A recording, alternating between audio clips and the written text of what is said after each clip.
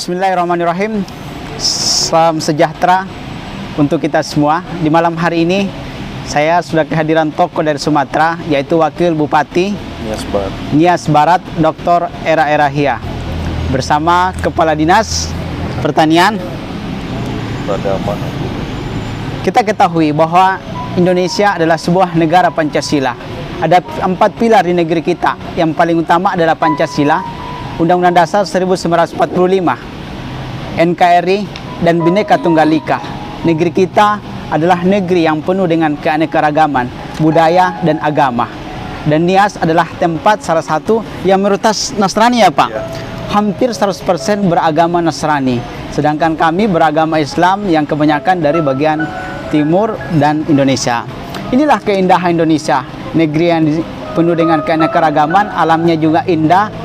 Kekayaan alamnya juga begitu banyak, tapi suasana dan kedamaian betul-betul kita rasakan. Seperti hari ini, malam hari ini, suasana kedamaian, ketentraman, kesejukan kita rasakan ya Pak.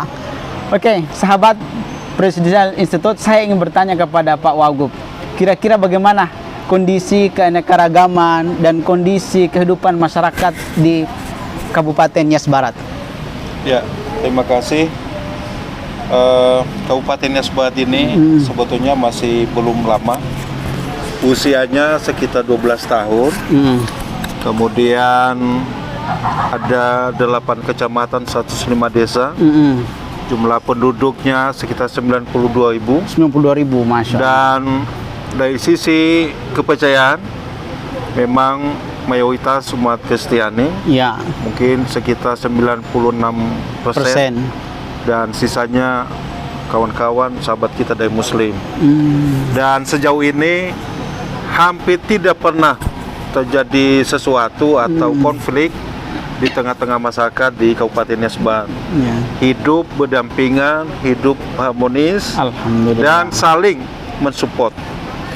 Jadi di Nias Barat juga memang terdapat beberapa masjid, ya, tempat-tempat beribadah sahabat-sahabat kita, saudara kita dari umat Muslim, dan benar-benar mereka juga menjalankan kepercayaannya tanpa dihantui ya dengan ketakutan apapun. Itulah bentuk toleransi yang telah dibangun sejak zaman dulu di Nias Barat. Oke, Pak Bupati, bagaimana dengan cara memadukan kebinekaan yang sebagian di sana adalah mayoritas Nasrani, dan kita ketahui bahwa Bupati juga menganut agama Katolik ya Pak? Katolik apa Protestan? Protestan kan, ini Protestan merangkul Muslim, Hindu, Buddha. Bagaimana caranya agama-agama yang berbeda ini memiliki kontribusi besar untuk menjaga kebinekaan dan proses pembangunan Kabupaten Nias Barat ke depannya? Ya, sebetulnya ya, dalam rangka membina kebersamaan, kerukunan, ini pemerintah Kabupaten Nias Barat saat ini ya hampir selalu melibatkan semua elemen. Ketika ada kegiatan-kegiatan di pemerintahan, ini baik dari Muslim juga ikut terlibat juga. Ini selalu kita undang MUI. Bahkan ketika misalnya peringatan Hari Besar umat Muslim juga, ini kita bisa merayakan bersama-sama.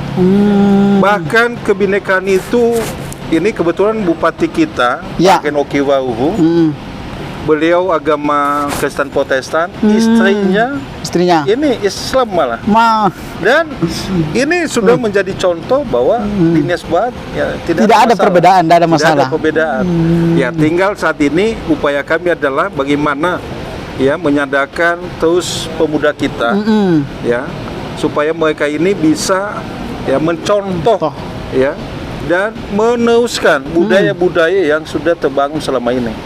Ya, karena bagaimanapun dengan ada kemajuan teknologi, ya bisa juga akan terpengaruh pemuda-pemudi kita ini, sehingga itulah upaya pemerintah juga bahwa selalu kita support untuk kegiatan-kegiatan keagamaan yang lain juga. Bagaimana cara memendung? Ini kan sekarang era teknologi Pak, hoax ada di mana-mana, konflik bisa dipropagandakan dengan begitu cepat. Bagaimana pemerintah setempat untuk mencegah atau meminimalisir terjadinya hoax di media sosial sehingga perpecahan di antara umat beragama ini betul-betul kita hindari, bahkan kita hilangkan di Seperti itu. Ada nggak cara-cara teknis atau langkah-langkah yang diambil oleh Kabupaten Nias Barat, Pak? Ya, jadi dalam program kami, Ya. salah satu program yang menjadi favorit kami ke depan adalah bagaimana membuat pemuda ini ya bisa memiliki kepekaan Betul. terhadap kebersamaan, sehingga mereka ini sama-sama ya menyadari bahwa bersama itu sangat baik. Betul. Dan memang ya upaya kita adalah dalam rangka menangkis hoax itu. Betul.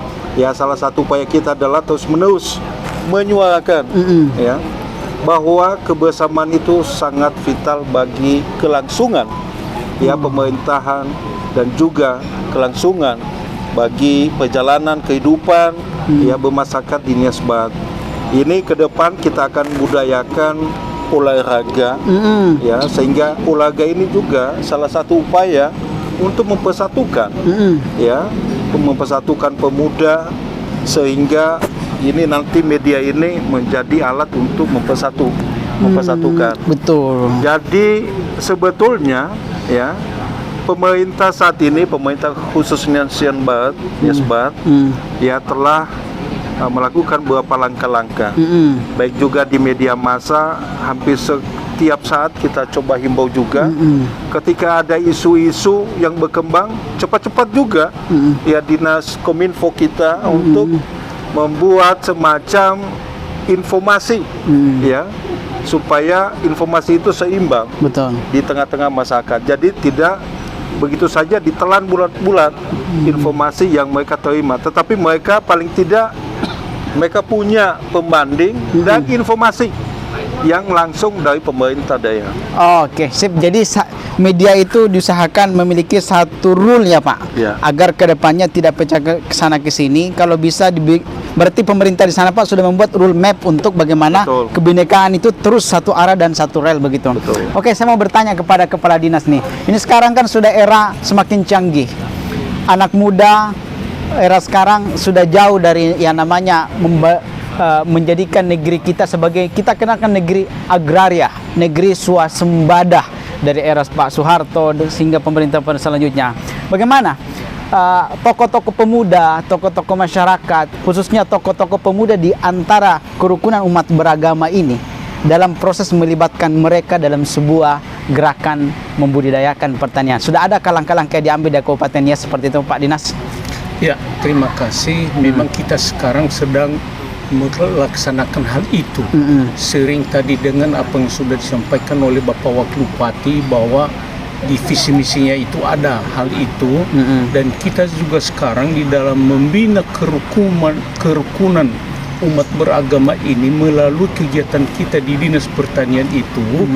Kita itu melalui para penyuluh-penyuluh kita kan punya kelompok tani. Betul. Para petani itu dan kita gunakan kelompok-kelompok pemuda itu untuk menggerakkan mereka di sana, sehingga mereka juga akan menjadi bagian dari penggerak para petani itu, termasuk bagaimana menciptakan hasrat atau inspiratif dari para petani itu untuk bisa bekerja dengan baik menggunakan lahan yang tersedia, tidak nganggur. Betul. Lahannya itu intinya yang kita sedang kita kerjakan saat ini. Sedangkan kita ketahui salah satu yang membuat anak muda ini banyak konflik, pertikaian dan sebagainya karena mereka tidak ada kerjaan. Betul. Seperti itu. Ya. Ketika ada kerjaan, akhirnya main HP, main ini, dapat medsos, di-share dan sebagainya, terjadilah konflik. Betul. Salah satu yang harus dilakukan pemerintah saat ini adalah bagaimana memberdayakan anak muda ini dengan adanya swasembada pangan, pertanian sebagainya. Betul. Apalagi pemerintahan Jokowi lagi menggerakkan swasembada pangan gitu. Iya. Oke, saya mau bertanya, Pak, sudah adakah sinkronisasi itu antara program nih pemuda gereja, pemuda masjid, pemuda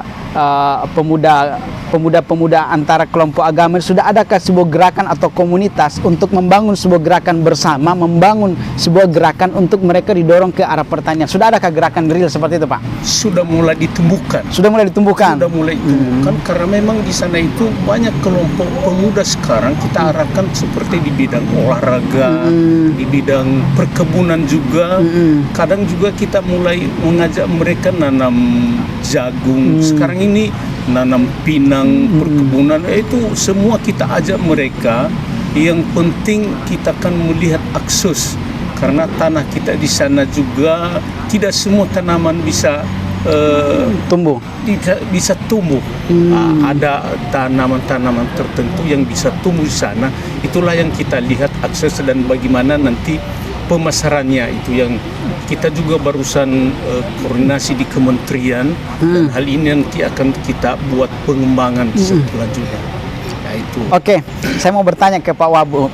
Pak Wabub, bagaimana dengan kondisi pemuda di tengah-tengah pandemik seperti ini? Apakah semakin berat tantangan atau semakin menantang atau semakin seru untuk membangun daerah dengan melibatkan anak muda ini? Ya, kebetulan kalau di Nias Barat ini kasus COVID itu tidak terlampau signifikan. Ya, teman-teman. Bahkan sampai saat ini data hanya sekitar 179 kasus dan 2 kasus kematian. Kecil banget ya, Pak? Ya, sangat kecil sekali karena memang interaksi juga tidak seperti di kota-kota. Betul. Nah, namun demikian ya, karena situasi COVID ini pasti terganggu semua sendi-sendi kehidupan masyarakat. Walaupun sebetulnya kasus tidak terlampau banyak, tetapi pasti berdampak. Betul. Maka salah satu yang terus-menerus kita gerakan adalah ya, bahwa COVID ini kita coba mengambil hikmatnya. Ya, kalau sebelum COVID barangkali kita tidak terlampau memiliki kreativitas, inovatif. Betul. Maka setelah COVID kita diajarkan bahwa manusia itu mau tidak mau harus survive, harus bisa bertahan dengan kreativitas dan inovasi. Betul. Nah, salah satu yang sedang kita kembangkan berkaitan dengan pertanian tadi yaitu petani milenial. Pak, cocok sekali itu, Pak. Ya, jadi kebetulan kita sudah coba koordinasi dengan Kementerian Pertanian, dan sebetulnya saat ini yang namanya petani ya bisa dikendalikan dengan kemajuan IT. Tuh, teknologi ya, Pak ya. Teknologi. Jadi ayo Pak pemuda semua, betul. Baik di Nias Barat maupun di seluruh Indonesia. Betul. Ya, saat ini kita coba ubah paradigma berpikir kita bahwa petani itu ya tidak harus bawa cangkul terus. Betul. Ya, tapi ada namanya petani milenial yang bisa digerakkan melalui kemajuan IT. Ya, barangkali kemajuan IT ini harus kita coba menggunakan untuk suatu kemajuan. Banyak alat-alat platform teknologi yang bisa digunakan untuk memasarkan alat-alat pertanian seperti medsos, YouTube, Instagram dan sebagainya. Jangan hanya digunakan untuk hal-hal yang negatif seperti ya, Pak. Seperti banyak pertanian punya produksi pertanian dari anak-anak teman-teman milenial di sana, kemudian dipasarkan di medsos, kemudian ada tertarik negara lain atau teman-teman di Jakarta dan sebagainya, dan bisa share begitu. Betul. Dan ini bisa digerakkan, kalau bisa dari Nias menggerakkan itu, Pak, kemudian kita sinkronkan teman-teman se-Indonesia, apalagi kita aktivis-aktivis BEM, mahasiswa dan sebagainya, punya networking yang besar. Networking ini bisa digunakan untuk membangun sebuah kebersamaan itu. Oke, Pak, mungkin waktu kita hanya singkat karena perjalanan Pak Bupati hari ini begitu sibuk. Saya ingin ada pesan kepada pemuda Nias dan seluruh pemuda Indonesia, bagaimana kita membangun kebinekaan dengan memberdayakan kreativitas ekonomi di tengah pandemik. Saya awali dari Kepala Dinas dulu, kemudian ditutup Pak Bupati. Oke, Pak Dinas, bagaimana membangun kebinekaan dengan memberdayakan anak muda yang penuh kreativitas di tengah pandemik ini? Apa kira-kira pesannya kepada anak muda Indonesia? Pak, sebagai pesan kepada seluruh pemuda Indonesia, dan tentu khususnya dimulai dari Nias Barat dulu, kami ajak semua pemuda untuk bisa betul-betul menjaga kebinekaan di negara kita ini antara umat beragama. Marilah kita teruskan cita-cita luhur bangsa kita yang dulunya sejak nenek moyang kita itu punya kebinekaan yang cukup mempersatukan kita semua, dan marilah kita aplikasikan dalam hidup kita sehari-hari sebagai pemuda pelopor bangsa, pelopor kemajuan di negara kita ini. Oke, siap. Makasih Pak Bupati. Ya, pesan saya sangat singkat sekali, bahwa hidup ini adalah pilihan. Jadi karena pilihan, pemuda lah yang menentukan peta jalanan kehidupannya ke depan. Ketika kita menginginkan kemajuan, maka kita wajib hukumnya untuk kita bersatu. Karena dengan banyak teman, banyak informasi, banyak kesempatan. Tetapi pemuda yang hidupnya penuh dengan konflik, ini jangan pernah bahwa hidupnya akan bahagia. Pesan saya lagi bahwa kreativitas, inovatif, dan terus-menerus bekerja dan belajar itu wajib pemuda melakukannya, karena persaingan begitu ketat pada saat ini, dan hanya kita bisa melalui persaingan itu dan memenangkan persaingan itu ketika kita terus-menerus belajar, bekerja keras, inovatif, dan kreatif. Oleh karena itu sekali lagi, ayo tingkatkan kualitas hidupnya dan terus-menerus ya memperbaiki apa yang hendak mendukung kehidupan Anda kelak. Terima kasih. Wassalamualaikum warahmatullahi wabarakatuh. Oke, sahabat Presidensial Institute, bahwa cinta, mengasihi, dan mempedulikan orang lain pada hakikatnya itu akan kembali kepada diri kita. Jikalau kita membenci orang lain, pada hakikatnya kita membenci diri kita. Jikalau kita mencintai orang lain, pada hakikatnya kita mencintai orang diri kita sendiri. Jikalau hari ini kita menyebarkan cinta, pada hakikatnya masa depan kita sedang membangun cinta. Kalau hari ini kita berjuang bersama, pada hakikatnya kita sedang membangun kebersamaan. Kalau hari ini kita berjuang untuk memperjuangkan orang banyak, pada hakikatnya orang banyak akan suatu hari nanti memperjuangkan untuk kita. Kebersamaan dan perbedaan bukanlah alasan untuk melangkah menjadi orang-orang yang memiliki kapasitas penting di negeri ini. Jangan menjadi orang yang suka mencaci maki, tapi banyaklah menjadi orang yang menyebarkan cinta dan kasih sayang. Sekian, terima kasih. Assalamualaikum warahmatullahi wabarakatuh.